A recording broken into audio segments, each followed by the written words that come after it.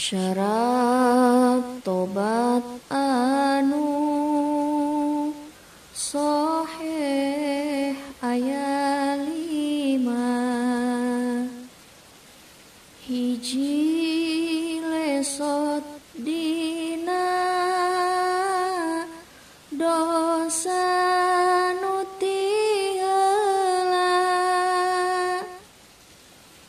Dua naja moal arek balik deui.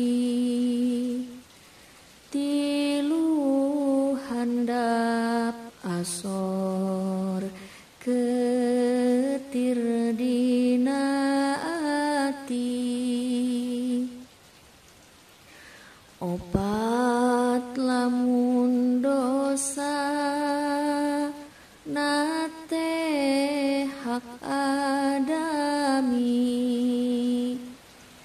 Pentarido bandana pulangkeun deui.